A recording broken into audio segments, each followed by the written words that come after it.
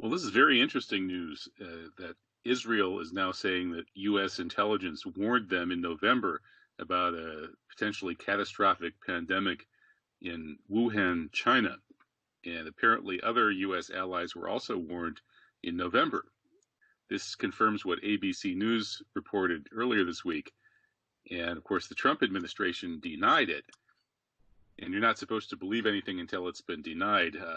Maybe twice or three times. So we'll have to wait for a couple more denials before we could be sure that this is true. But assuming it is, and we've got these different sources now telling us that this is true, this is quite mind-blowing because China did not become aware of this problem until December 31st. So if U.S. intelligence knew that there was a potentially catastrophic pandemic developing in Wuhan, China, in November, it means U.S. intelligence knows what's happening in Wuhan, China, better than the Chinese do. And the only reason that that would be the case would be if the U.S. had planted the virus there. Now, that sounds like an outrageous hypothesis, but it's really not. If we understand how geopolitics operates, how covert operations take place, and if we understand the complete lack of normal morality and ethics among people who are in charge of foreign policies, we understand why it is far more probable than not that U.S. intelligence was indeed behind this. Although, given what the Israelis pointing the fingers at the Americans, maybe the Israelis were involved too and want to offload some of the blame. Who knows? Certainly the attack on Iran would implicate the Israelis. In any case, the U.S. desperately needs to stop the rise of China to number one world power status. To do that, it has to slow down Chinese economic growth considerably, which has been double-digit for almost 40 years.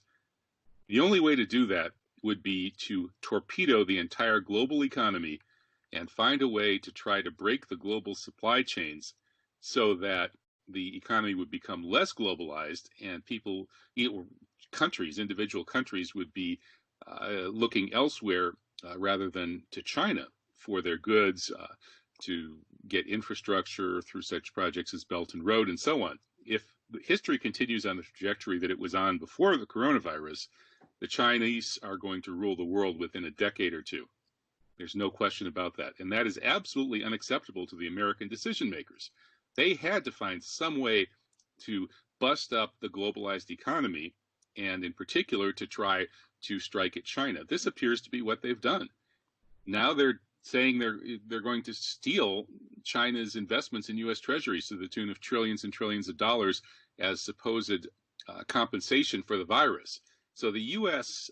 Propaganda push among the extreme anti-China crowd here in the United States to blame China, the push to use this as an excuse to destroy China's economic leverage by stealing the Chinese investment in U.S. treasuries, and the attempt to deglobalize the world. All of this points straight at the usual suspects, the same people who did 9/11 in order to launch their war on the Islamic civilization as the beginning of the clash of civilizations, now realize that the civilization that is the most threatening to their continued hegemony in the world is Chinese civilization.